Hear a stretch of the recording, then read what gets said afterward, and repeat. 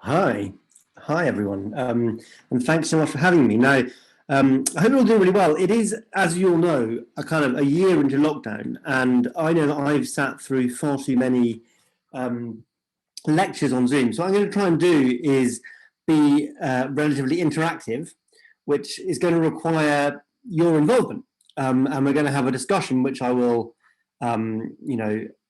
facilitate about various questions around the theme, is it time to break up Britain? Now, anyone who's met me or read things I've written on the subject will know that I think the answer is yes. So I'm not going to pretend to be a sort of impartial host here, but I kind of felt that the way to explore this question is in conversation and together. And so I've got a series of questions. I've got a series of strong opinions of my own, and I might give you some of those, but I'm also interested to hear your views, and we can explore these questions from a number of different angles. And I should say that none of the questions I'm going to ask you to talk through has a correct answer as such. There's answers which I think are correct, but I'm not asking you to give me the sort of, textbook answer. I'm asking you to think deeply and give me your thoughts. Does that all make sense? And if you could unmute yourselves and say yes or no, then that would be very helpful. Or do you need the host to let you unmute yourself?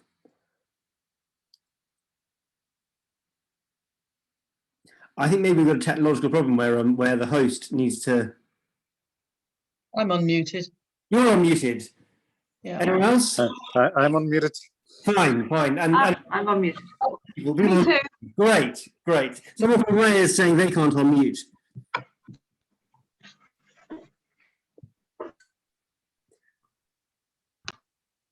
Cool. Well, I'm gonna. So you're all there now, are you? Hi. So my first question, and do just shout out. We're going to be chaotic here, and if you can't shout, then feel free to type. But my question is, what is Britain? Ooh.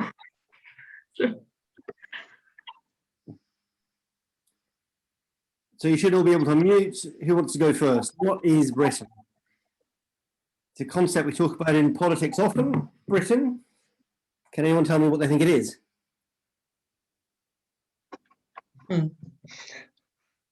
Yeah, well, when we talk about Great Britain, we think of England, Scotland, Wales, and Northern Ireland. So, yeah, that's all I know. So, so you have a kind of United Kingdom, is what I would call those four countries. Someone basically ruled from England. Ruled from England, you might say. Someone says Britain refers simply to Great Britain and Ireland. Little England is a geographical contract rather than political. So Teresa is saying no, NI is not in Britain. Teresa, can you explain that to me? Well, it's just not. Britain is a different island. It's a geographical thing. It's also quite an important thing. Yes, Northern Ireland is in the UK, but it's not in Britain. Yeah. And so, and these things are contested. So Great Britain is a geographical island, I'd absolutely agree. You have different opinions expressed here. Teresa, Andrew, you think NI is in Britain, as is ROI. So Andrew, can you explain that point of view? Britain is a geographical construct and refers to Great Britain as in the bigger island and Ireland. So it's as simple as that. It's not a political construct, and that's my. Yeah, I had this years ago. Whenever I did my degree, I asked one of the lecturers to define Great Britain, the British Isles, the UK, the whole lot. So now I know. Okay, so Andrew, are the Falkland Islands British? Are the Falkland Islands British? Yeah. Well, absolutely, they are. Yeah. So are they part of Britain? That wasn't your question. You asked what is Britain. Yeah, you didn't ask what is British. Well, are the Falkland Islands part of Britain? Then is my second question. No. No? Is the British Antarctic Territory part of Britain? No. No. Okay, so there are things that are British but aren't Britain. Is that right? Correct. Britain is a strict geographical construct. It's not a British dependent territory. Now you're getting into political construct with that, understandably, given what this forum is. But the strict definition, in my view, would be Britain refers to Great Britain and Ireland. Sure. So what we're getting into here, I'm not suggesting that we go a lot further into it. The term Britain is a very contested phrase. And there are, if you talk to geographers, they might talk about the British Isles, which are, a geological format. These days, they'd probably say the British and Irish Isles, or Yes, the that Northern Telegraph. If you talk about the United Kingdom, that's a distinct legal concept. The concept of Britain is very slippery. And I think it's the reason I like to explore this question is because I think to understand all of them, to understand the UK and Great Britain and the British state, which is at its core, I think it's worth starting off by engaging with the slipperiness of what we're talking about. Which of these things are what? Which of the things do we mean? When do we mean them? And often people mean different things by them, including different experts. That's why I say there's not a correct answer. You ask your teachers, you get one answer. You ask different experts, you get other answers. Okay, so now my second question is, when was the modern idea of Britain invented? And this is a slightly more complex one. And again, there's no correct answer. So please do shout out. When was the modern idea of Britain invented?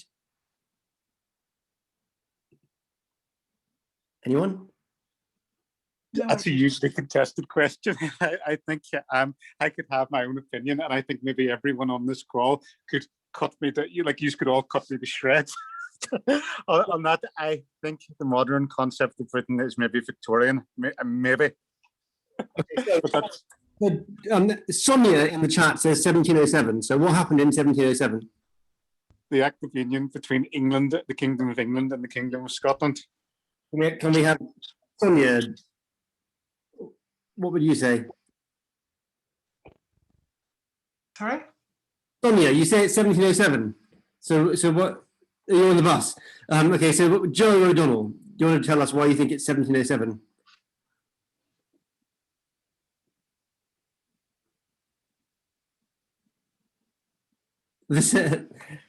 Well, yeah, okay. So the Act of Union it's the Act of Union, exactly. Okay, so the Union of Crowns in Scotland and England was 1707. That's not the start of the UK. That's the start of the Kingdom of Great Britain in 1801.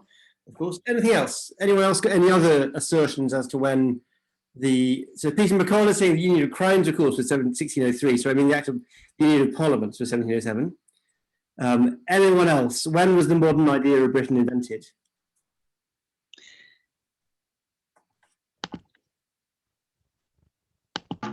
Romans. Sorry, go on.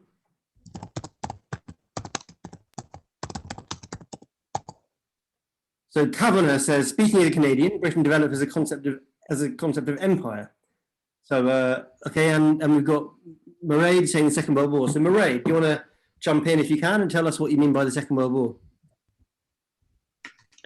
It's Mairead, and if you're talking modern concept as opposed to empire concept, it's Mairead in Ireland, it's Mairead in Scotland, it's the same name, it doesn't matter.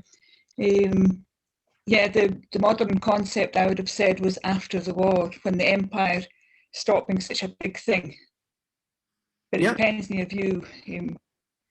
Certainly not 1707, when there were repeated risings against the Union, and several times it came very close to ending. So I don't think there is a concept of Britishness. So are people familiar with the 1949 Commonwealth Citizens Act? Not very. So the 1949 Commonwealth Citizens Act is the first moment that the British citizenship in anything like the modern concept is introduced. So before then, anyone who was a citizen of any Commonwealth nation qualified British citizenship. The idea of Britishness expanded around the world and covered large chunks of it. In 1946, the Canadian Parliament passed the Canadian Citizenship Act, declaring Canadian citizenship to be a separate thing from British citizenship. And so Westminster responded by starting to codify what it meant to be a British citizen. I would argue, and I think a lot of historians, certainly David Edgerton, who's done a lot of work in this space, would say that the modern concept of Britishness, in a sense, really dates from the 1940s. So before the war, Britain was an empire. It stretched a long way around the world. And after the war, the Labour government at the time basically had to invent a new version of what it meant to be British, which didn't include all of the Commonwealth. And in fact, until about, you could argue the 60s, you could argue even the 1981 Commonwealth Citizenship Act, citizenship of Britain was a vague concept which extended to a lot of the former colonies. And it's only really in 1981 that we have a formalized concept of Britain, meaning Britishness, meaning citizenship of these islands. And I suppose the reason I explore all that is that when we're talking about breaking up Britain, I think it's worth remembering what these political constructs are. Absolutely. So Peter McCall said in the chat that it was invented in the Enlightenment in Scotland, along with everything else in the modern world. Of course, that's also true.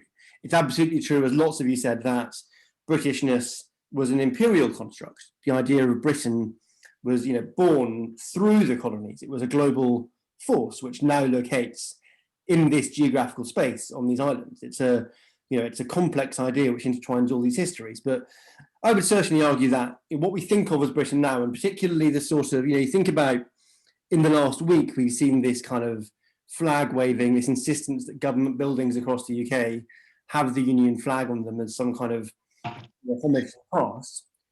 The past it's paying homage to, I would argue, isn't really some kind of ancient phenomenon. This is a modern invention of Britain. This is a new construct. And I suppose I would argue that if we're going to try and take it apart, that's what we're trying to take apart. We're trying to, we're reinventing again what it means to live in these islands. Sorry, yes, government buildings in the UK, also UK government buildings in Scotland. I think that was kind of the point of the rule. So Ray says, good point by James, though, did the Romans believe they're invading Britain? And absolutely, there's been this island here for a very, very long time, and no one's disputing that. But I think that the modern concept of Britishness, you could say it, goes back further, but it was reinvented certainly in the middle of the 20th century after the war. And I think that's why we have a lot of moral panics around Churchill, because really Churchill, I would think of as the founding father of that country. Now, for better and worse, and we could talk at length about that, but I'm not suggesting we get into that. My next question, and I'd love lots of thoughts on this as well, is, and this is much broader, what role does Britain play in the world? That's a harder one.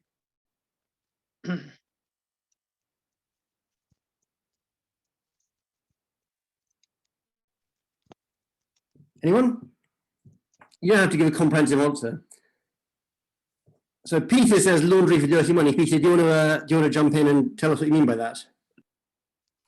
Always happy to talk. I mean, the whole the whole creation of the British state in the period from the 1980s onwards is around financial capital, and the particular reason why that happens in London, not in Frankfurt or Paris or New York, is because the British have a particularly well-developed set of offshore territories into which you can move money very easily in order to avoid tax. So if the question is how does money get out of jurisdictions where it can be taxed and into jurisdictions where it can't be taxed, then the answer is almost always through the City of London and the British Virgin Islands or Bermuda or Panama or some of these other territories around the world in order to avoid tax. So that really is at the very heart of what the British nation is about. And you see that driving things like Brexit. And what any responses to Peter? Yes. So personally, I would absolutely agree with that. In my day job, I do a fair amount of investigative journalism, and a lot of what we do is following dirty money into British politics. And where it comes from is almost always Britain's overseas territories and crown protectorates. And those are exactly the same places as Peter describes that spend their time cleaning up with money for the for the crooks of the world. Sonia says Panama isn't a British territory, though. She's right. I mean, the Cayman Islands is the primary location for money laundering. Panama is, and I think the reason Peter mentions it, I would guess, is that it still sits as part of that network of which London is at the centre. But the Italian mafia expert Roberto Saviano was asked a couple of years ago, what's the most corrupt country in the world? And he said, Britain. Why Britain? Because, as Peter describes, if you follow the Italian mafia's money, then it goes through London and disappears offshore into British overseas territories. And if you go and knock at the door of the Met and say, if you're the Italian police, and say, we know this is dirty money, then they will do nothing about it. If you are a Mexican drug cartel, then similarly, the money almost always comes straight through London. If you, look at almost any corruption in the world, as it's my job to do, and you look at the people who steal that money from anyone else and where that money ends up, the answer is pretty consistently British overseas territories. In fact, when the Panama Papers came out, which famously revealed a huge amount of dirty money from around the world, more than 50% of the companies that were listed in it were listed in either the UK or its overseas territories.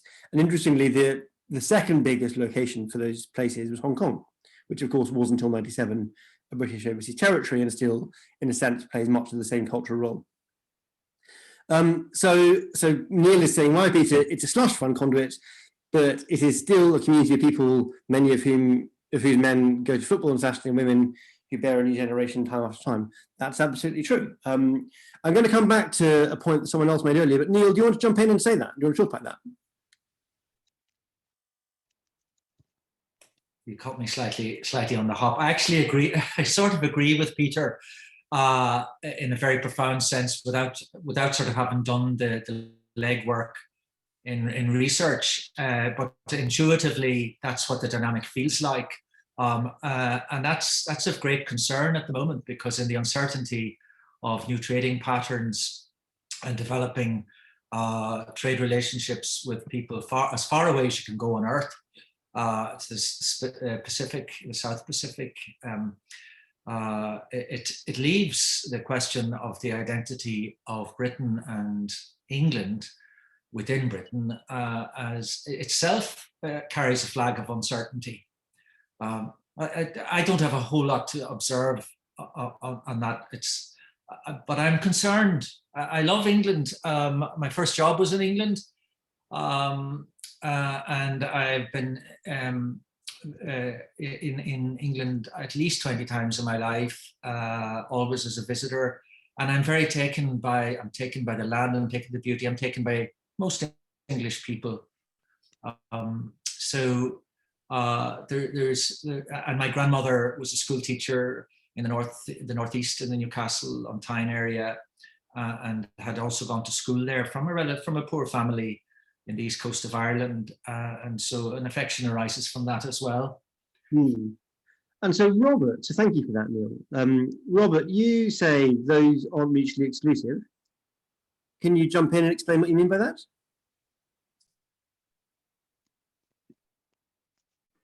Yeah, just unmuted.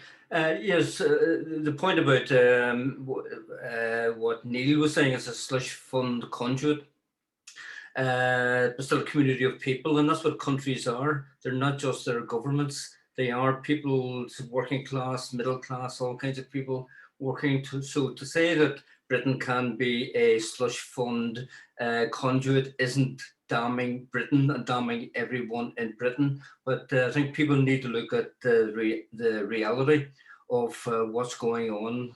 Maybe not in their name, but it seems to be Britain seems to be going much further in that direction. When you look at the money that the British government have been giving to the friends of theirs, to her PPE and so on, and the quote earlier about Britain being the most corrupt country in the world, you need to look at these truths if you want to change things and make things better.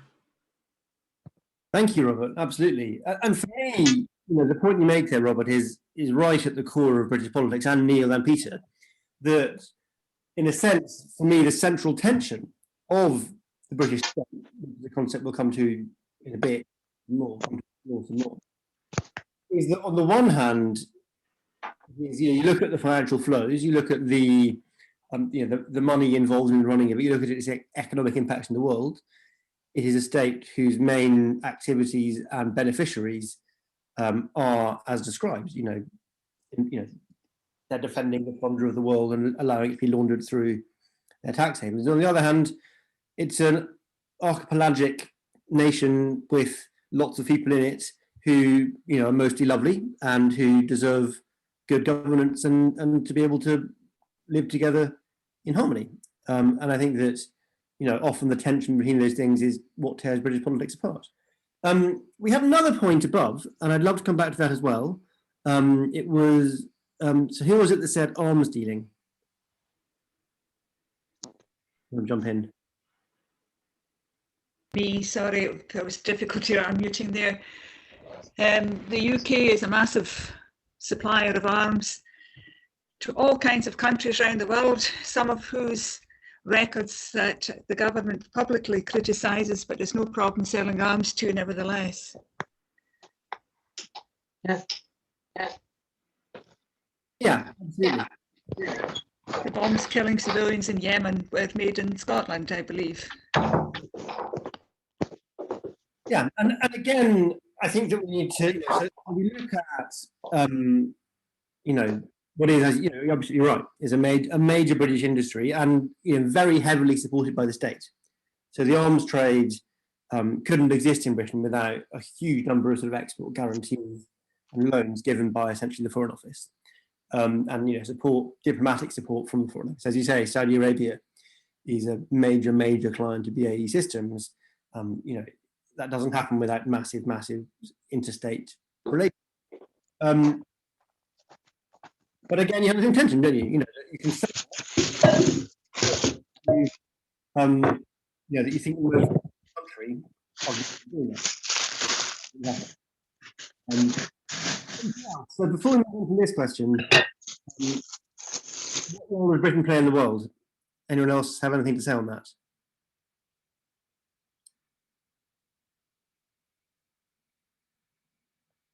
I wanted to add a note of caution because I absolutely agree with criticisms.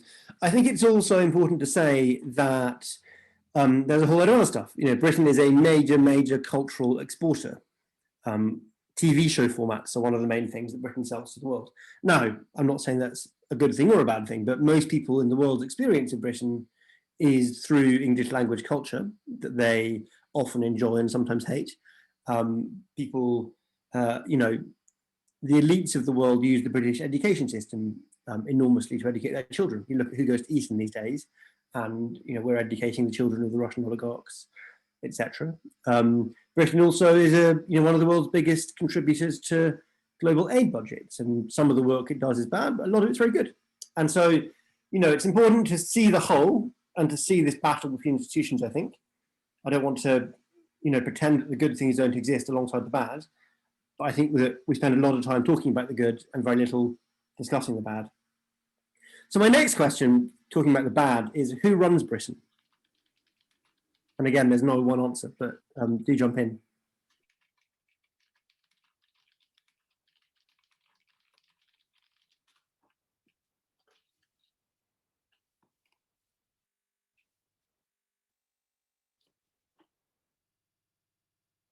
Sorry, I'm muting myself. Peter, so Sonia says, Peter points out that the UK is also world-leading universities, which is absolutely correct. But yeah, so who runs Britain? Anyone other than... Not the universities, unfortunately. Despite what you might read in the tabloid press. Mm-hmm. Although there are two universities which you could say have a significant role. Or specifically one.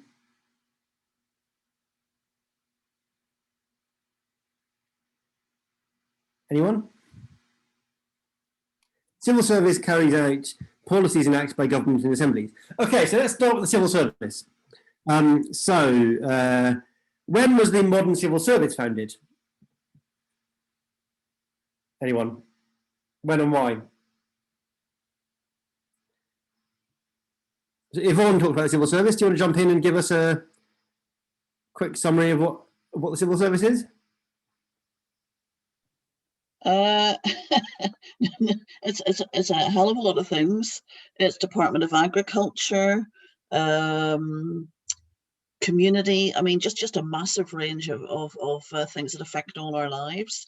And it's all these civil servants and all these different government departments and offices who are carrying out functions to enable all these policies, supposedly. Yeah. And does anyone know when it was founded? I mean, there's been administration for as long as the states existed, but the modern civil service, roughly as it is now. So I don't know when it was founded. And who founded it?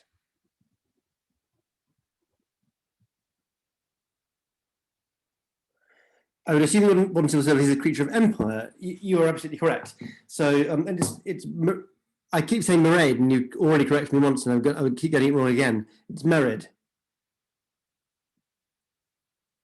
No. It doesn't matter. I'll go with Mairead.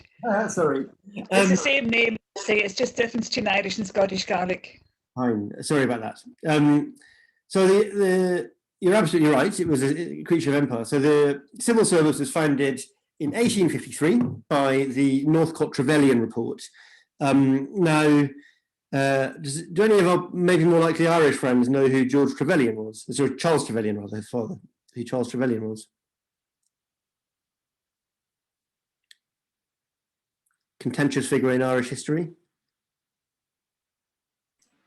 I feel like bursting into the fields of Athenry. Yep, go on, explain. So that's who Charles Trevelyan was. But I mean, during the famine in Ireland.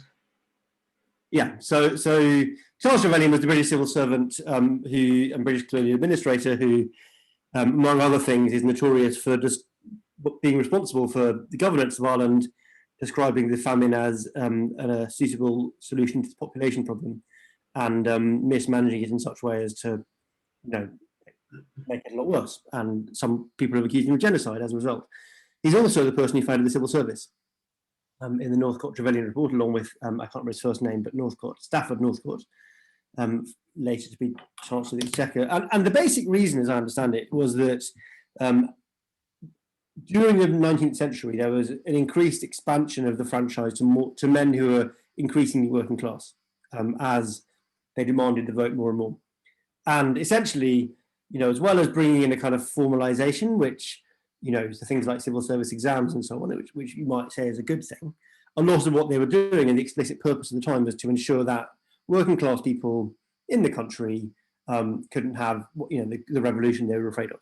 And so it was to ensure a stability of governance, that the ruling class stayed in charge and prevented the sort of rapid transitions that they were afraid would come with giving working class men the vote, or at least some working class men the vote at the time. And that was fairly explicitly the purpose of the civil servant when it was founded by the man who committed quasi-genocide in Ireland. And we could discuss the role it plays now.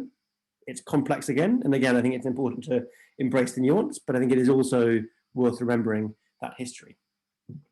But that was just one answer to my question, which was who runs Britain? Who else runs Britain? Thanks, Jacqueline. Jacqueline's going, she says goodbye. Who else runs Britain? So someone else said, same as all world governments, corporate interests. What do people think of that? So Guy, do you want to jump in and say what you mean by that?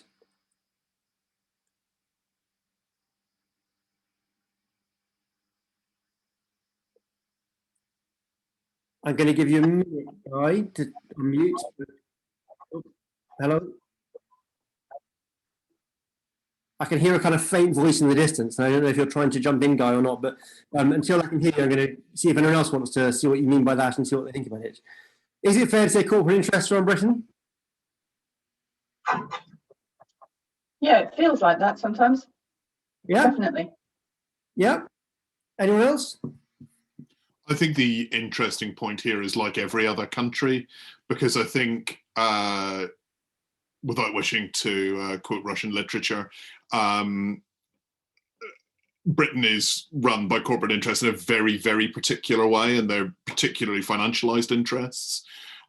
So, I mean, you can look at the EU and you can see that France chose to back small farmers, that Germany chose to back the Mittelstand, small and medium manufacturing. Spain chose fisheries as something that was going to go. Britain went with financial services, and that gives you an indication of what the government's priority is. And it's that very particular alignment of financial capital and state power rather than other forms of capital. I mean, I would agree with that. I think the City of London is probably the way I would summarise that, although of course they're not all based in the City of London, actually increasingly even within London not. Anyone got any other responses to that?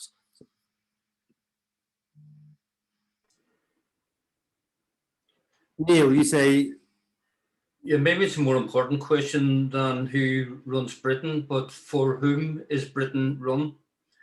And I think these ideas go back to mid-19th century libertarianism, which started in America, where the idea was, you know, whatever you own, whatever you earn is yours and not to be spent on the poor. What you earn is your money. And the idea of Margaret Thatcher's society doesn't really exist. So maybe the more important question is, for whom is Britain run?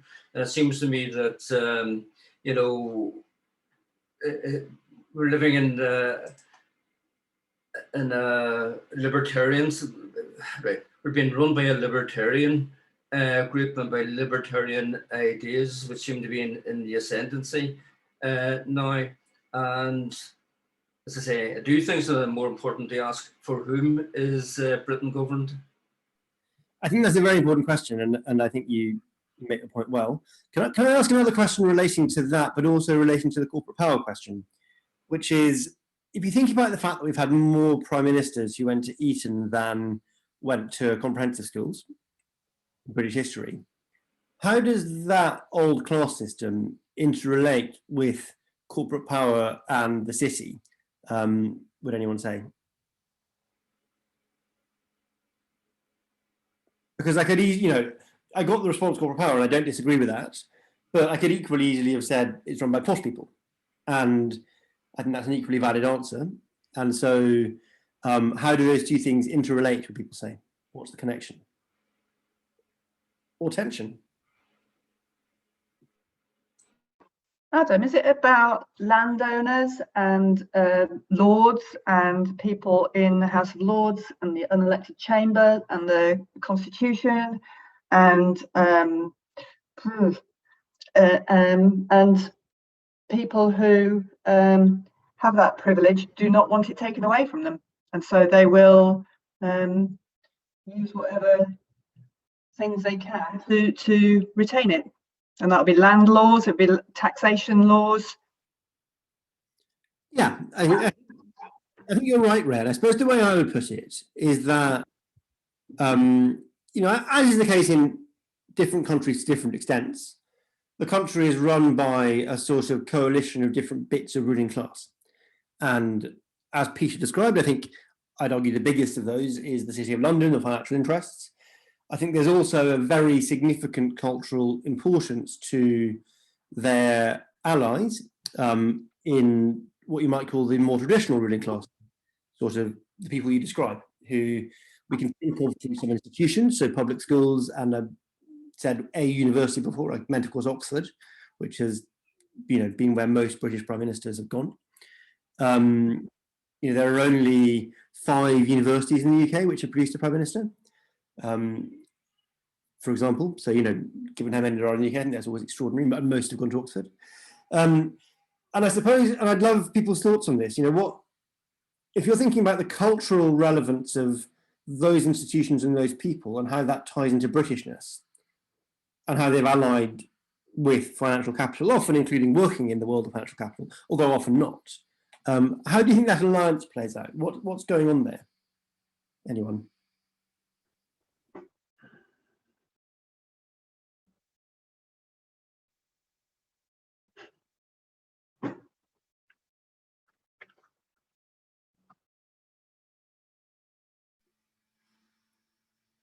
No? Okay, well, I'll answer the question. Are you talking about kind of new money and old money? Because you mentioned the Russian oligarchs a while ago. So you're talking about new money. You're talking about new money coming from abroad, and the education system actually including those people now as well, and that education system being exported because it actually operates abroad too, and it creates a kind of global elite, whereas previously it was probably more of a British elite, but now we have a global elite. Yeah, so I think there's a fascinating process going on. Where, because Britain was the major empire a century ago, the cultural assumptions of kind of the posh British ruling class, the cultural representations have become very, very fashionable around the world. So Chinese billionaires will build, kind of English-style palaces to go live in, for example. So that's absolutely a part of that. As you say, Russian oligarchs will send their children to British boarding schools now, in a way they really didn't 20 years ago. But there's something else as well, and there's something about Britishness there, which I'm keen to explore. And there's another kind of recent media event that I think has really caught into that. The kind of apex of that world of British poshness. Can anyone think what I'm thinking about? Class system, Sasha says. And what specifically? The Royal Family soap opera. Royal Family soap opera. Absolutely. Thank you, Peter. And so I think it's really important to think through, why is it that the royal family is so significant in the cultural and political life of the UK? And interestingly, if we go back to the Citizenship Act, 1948, Commonwealth Citizenship Act was the first time that, the reason they had to codify it is that before then, being a British citizen meant being a subject of the royal family. It was the same thing. And it was only because, as some countries wanted to remain within the Commonwealth but gained independence and didn't want to have the monarchy, they had to begin to codify that differently. So this concept that there's such a thing as citizenship in Britain that's separate from just being a subject of the royal family is very recent. But the kind of core governing philosophy, well, maybe you can tell me, what's the core constitutional principle of the British state? Anyone?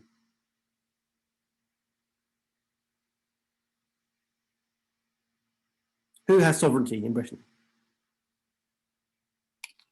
The Crown in Parliament. Crown in Parliament has sovereignty. So the fundamental principle of the British Constitution, if there is such a thing, which is, well, there is, but this is it, is that the royal family, as the kind of apex of hereditary poshness of that world of dukes and duchesses and so on, is what confers legitimacy to Parliament along with the elections of the people. There's a compromise between these people, and we're going to come back to the concept of the sovereignty of the Scottish people in a moment. That's absolutely a question we need to think through. But and you think about that alliance again between the ruling class and financial interests, and how the ruling class gets its legitimacy from the very core of the British Constitution. The basic principle of power in Britain is that the Crown in Parliament is sovereign. In other words, there's a compromise between what is supposedly a legitimate force, the royal family, that's meant to govern us because it gets its power from God, and therefore the Britishness is bound up with this hereditary principle, with the ideas of poshness. And for me then, the question of who is legitimate to govern us is bound up with that. And the simplest way to explore that is when someone says that, when a journalist says that a politician, let's say David Cameron or Boris Johnson, is electable and another politician isn't electable, what do they mean by that? And again, it's a genuine question. What do you think the word electable means in that context?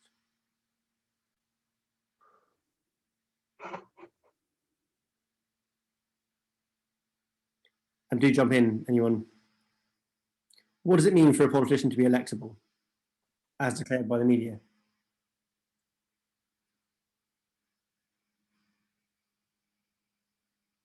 I don't know. I've not heard that phrase before. So you often see in kind of political analysis that, or competent even, what does it mean to be told that a politician is competent?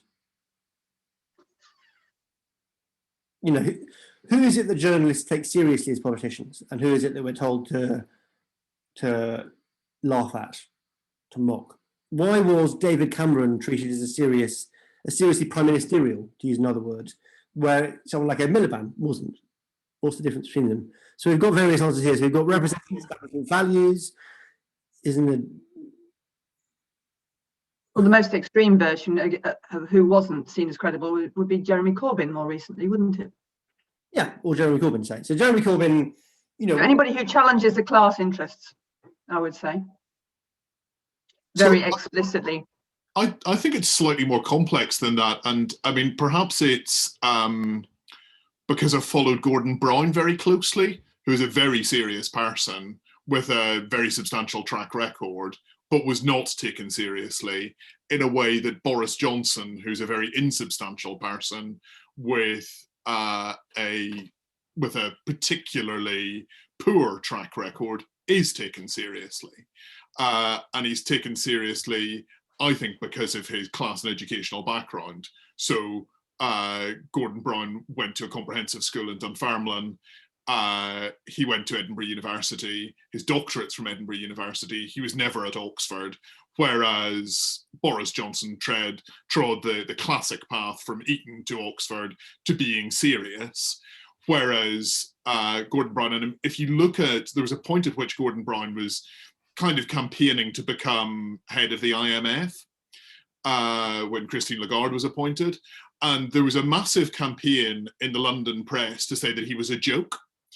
Now, I think given that they were then subsequently campaigning for George Osborne, who did an enormous amount of damage to be appointed to that job, you can see that this is not really about their track record or their seriousness. And I mean, Gordon Brown is a man with a PhD in economic history, but he didn't have the right class background, he didn't have the right nationality in order to be serious or electable or credible, in the same way that Ed Miliband, because of his ethnic background, because he went to a comprehensive school, wasn't ever serious.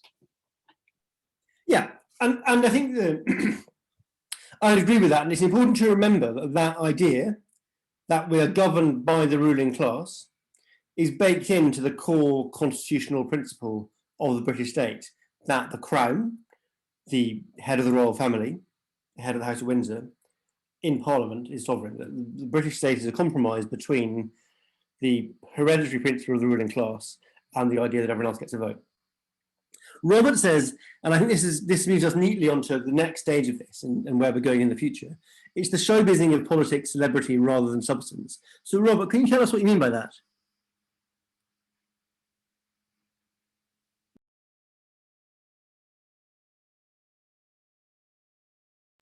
Robert? Okay, so I'm going to jump in here because Robert seems not to be able to unmute, or I don't know if he's unable to speak for some reason. But I think this is absolutely fascinating because you think about where the royal family gains its power from in the recent era. You know, the reign of Elizabeth II, has been marked by the kind of securing of power through the tabloid media and through the introduction of television into the royal family. So, you know, the point that she gained her popularity, which kind of remains rather, was, you know, when she allowed her coronation to be televised, and it became the first major television event in the world, arguably. You know, and then she built this kind of House of Windsor on this rock of the modern media ecosystem. Of course, media played an absolutely vital role in the construction of modern nation states a century and two earlier. And, you know, she played this vital role. But then we're moving on from that into a new world. And I think we see this in the Harry-Meghan tension with the rest of the House of Windsor, where you have modern celebrity and modern media, you know, Instagram influencers coming in to disrupt that world. And the way that nationalities and nationhoods and also the royals and celebrities are interacting with that is going to be fascinating. But I'm not suggesting we get into much more detail in that now. So we've talked a little bit about who runs Britain. Anyone else got anything else to say on that before we move on to the next question? So Neil says the interwoven forces at play, but overall there's an underlying belief system supported by religion, media, arts. Yeah, I think that's a good summary. And I think that, you know, for me, when I talk about breakup of Britain, the fundamental question we're asking is the British state, so the constitutional structure which governs us, fit for negotiating our various interests through in the years ahead? I have a daughter who's 2.5 months old. Do I think that when she grows up, I want her to be run by the institutions of Westminster as they are now, or even slightly reformed? Or do I hope that there is something different? And you know, I think at the moment, well, we all started to answer that question. So my next question is, how would you replace Britain? What would you do in order to replace it, and you know, what would come next? And do jump in. Let's start with the first question, though. Not what would you replace it with, but how would you go about replacing it? What would that process look like? Wouldn't we change the political system? So for a start, we'd have proportional representation. At the moment, we don't have a representative body in Parliament at all. Yeah, so a fairer electoral system. Anyone else?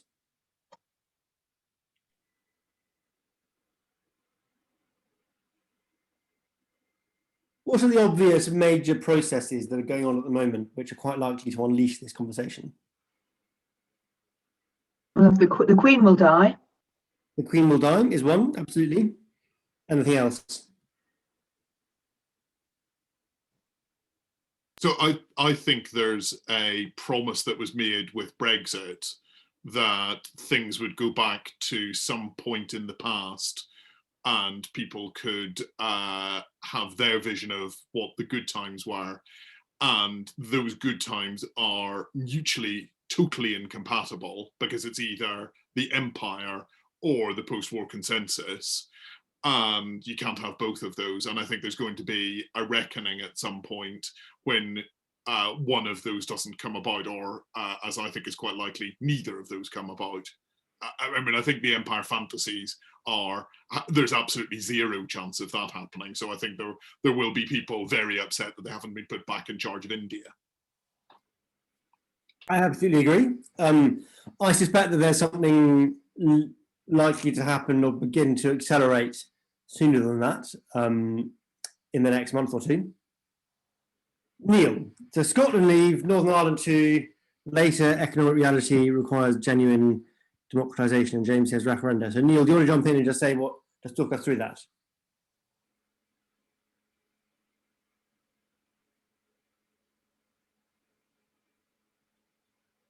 Neil.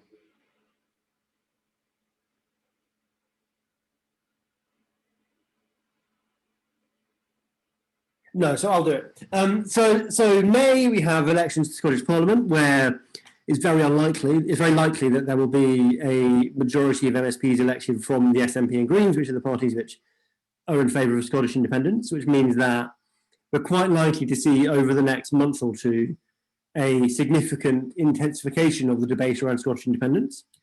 How that will play out, I'm not going to make predictions, but I will predict that if, as seems likely, there are a majority of MSPs from the SNP and Greens, or possibly even just the SNP get a majority in their own right, also seems perfectly viable right now. We're going to see, a lot more demands from Scotland for a referendum on independence. I didn't catch that. Could you try again? Oh, someone's Siri was saying they didn't catch it. Neil, was that you trying to speak? No, Neil suddenly popped up on my screen, but if you can jump in, feel free. But I'm really sorry about that. I thought I was unmuting myself, and I ended up giving myself a lecture. That's all right. And somehow it dictated itself.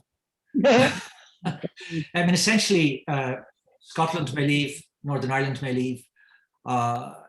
Britain will have a great difficulty in economic terms if the international monetary structures don't continue the same patterns that they've been used to for recent decades.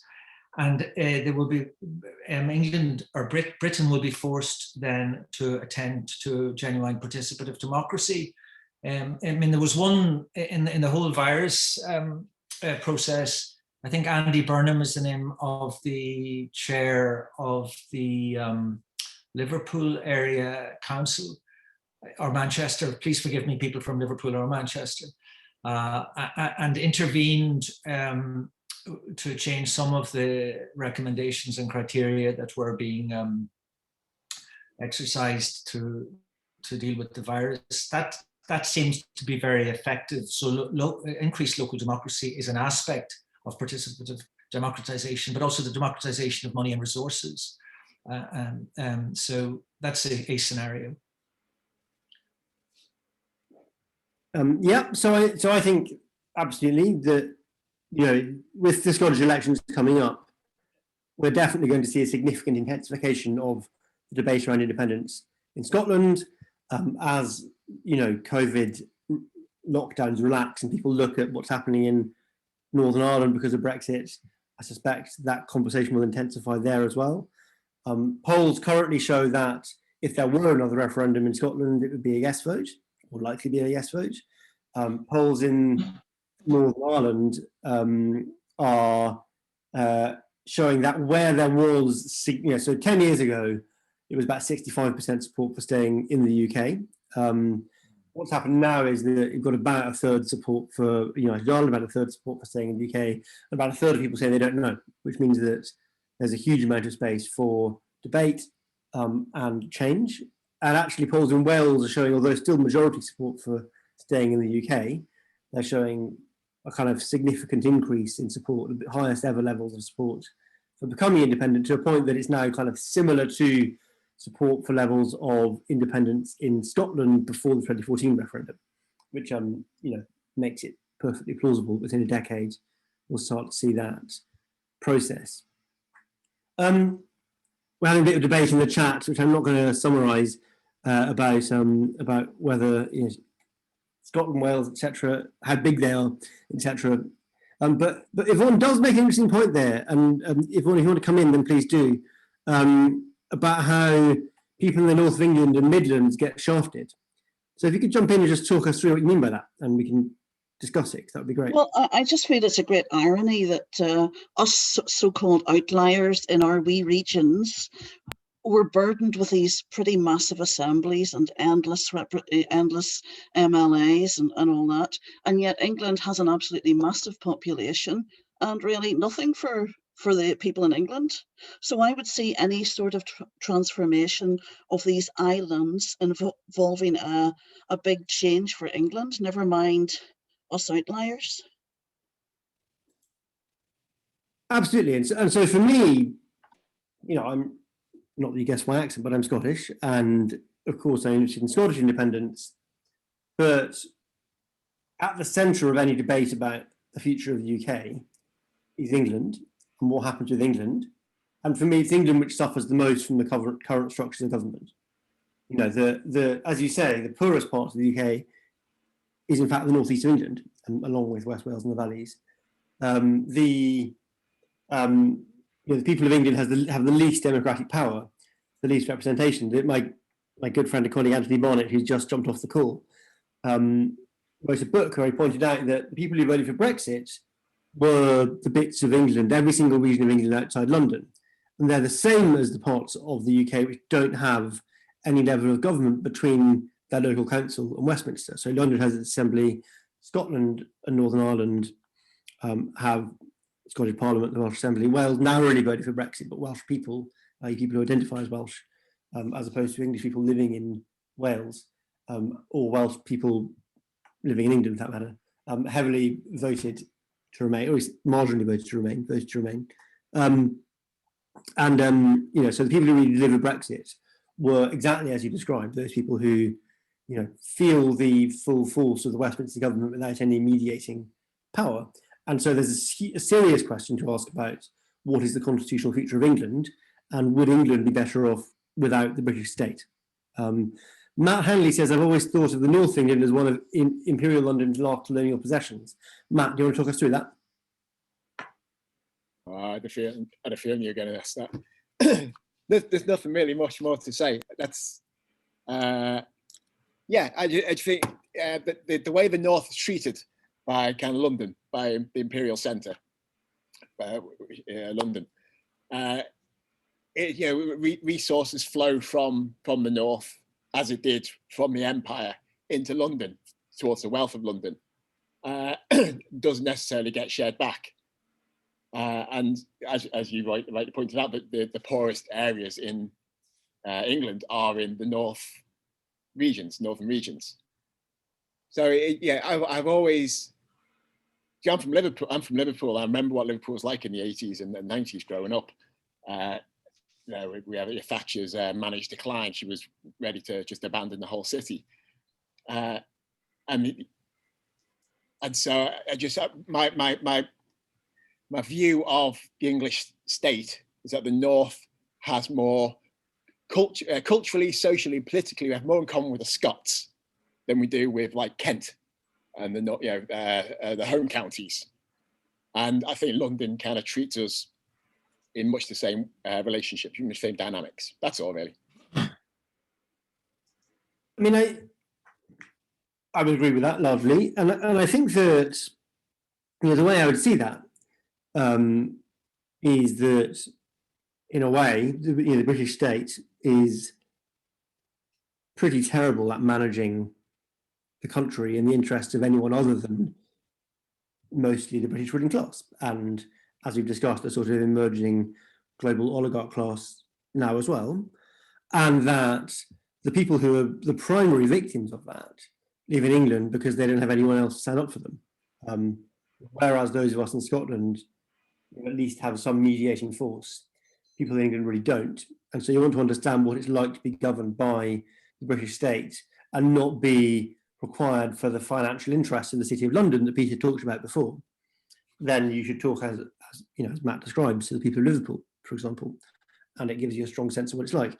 The difference in GDP per capita between West Central London and the West of Wales is tenfold. So West Central London is 10 times richer than the West of Wales, which is not a normal proportion across a nation state. Britain is by far the most geographically unequal country in Europe. But what's also true is that West Central London, which includes, with its GDP per capita 10 times that of West Wales, includes Grenfell Tower.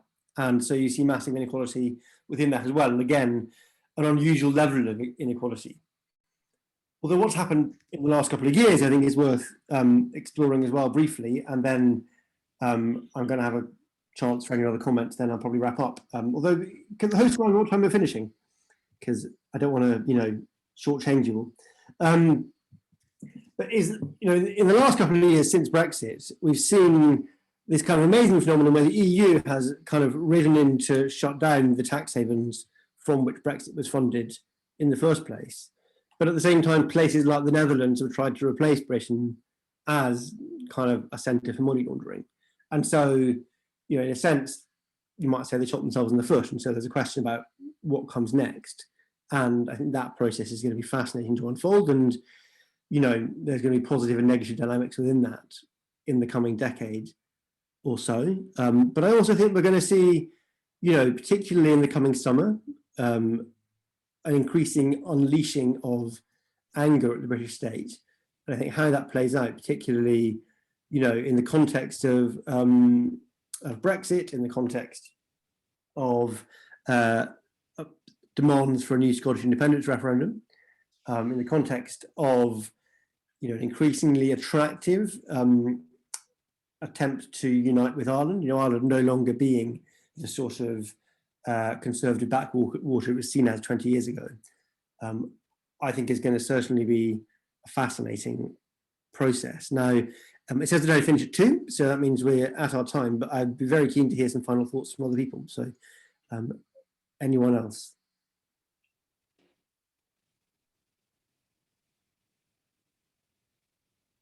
I think one thing I'd say is that it looks like the potential energy in the UK at the moment is going to blow it apart.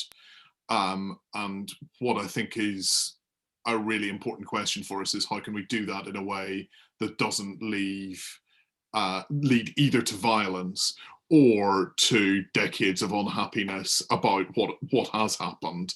And I think it's really, really important that we create a political culture where things can change without people resorting either to violence or to threats of violence. And I note how quickly unionist politicians in Northern Ireland are to brandish threats of violence, and indeed some of the threats that we've had around the Irish Sea border.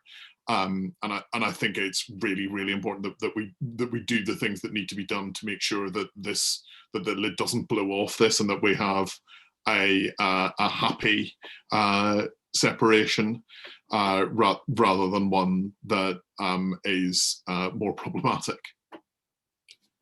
Thank you, Peter. Anyone else?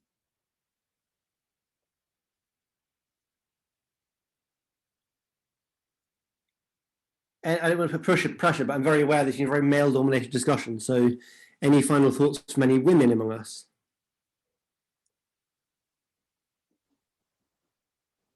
I think Yvonne's just made a good point about Northern Ireland and religious fundamentalism and legislation. I think that's relevant to everybody and especially women. Yep, yep. So, Yvonne, do you want to jump in and talk about that some more, or are you happy to leave it as it is? Yeah, well, that's the thing. As you say, it's so depressing that every time something happens, you get all these people threatening violence, whether it's Republican or loyalist.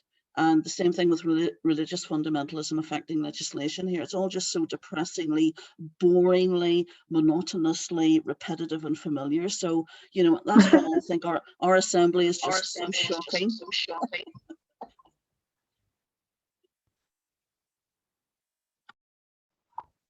Anyone else? I mean, I agree with that, but I don't have anything to add.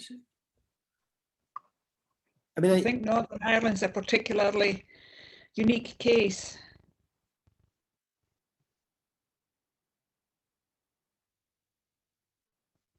I think that's true. What I'd say, though, is that a lot of my colleagues work on the backlash against women's rights around the world.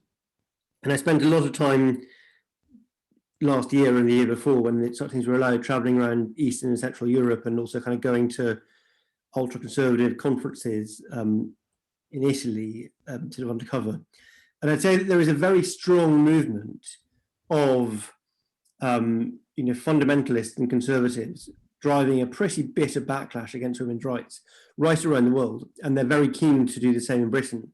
And if you look at the sort of culture war that the Conservative government in the UK is unleashing at the moment, whether it's around, desire to have flags on, as I mentioned before, on every British government building, whether it's around statues and so on, the war on women's rights is never far behind those sorts of cultural, symbols. And I think it's kind of fascinating why. I just before lockdown began, I was wandering around Central Europe interviewing people about this phenomenon. And I remember this conversation with a woman in kind of Panelak housing right at the edge of Prague. This is kind of the former communist era housing. So not a rich area of the city. And asked her, what she thought of how she was going to vote. And she said conservative. What she thought of politics. Doesn't like politics, doesn't believe in it. She believes in family and the church. And that's why she was voting conservative. And I suppose, when you lose faith in political institutions, people often fall back on other kinds of ways of making decisions in society. And often those are power hierarchies, which women and people of colour and LGBT people are always going to be, and working class people are always going to be at the bottom of. And that's why Boris Johnson peddles distrust in institutions. He tells us, so we're going to wrap up in a second, so I'm just going to finish now. Boris Johnson peddles distrust in institutions because, when he tells us get Brexit done, in other words, get politics out of your life and get on your Christmas shopping, etc. Because he understands that in that context, people fall back on believing, the old ruling classes, posh people, men, white people, ought to be in charge. And I think it's our challenge to reinvent political institutions and build democratic institutions that people do have faith in. And that's why, for me, I think you break up the British state and unleash a democratic process to decide what replaces it. And that's me. Thank you so much for having me. Thanks for participating and for paying attention and listening. It's been a great pleasure.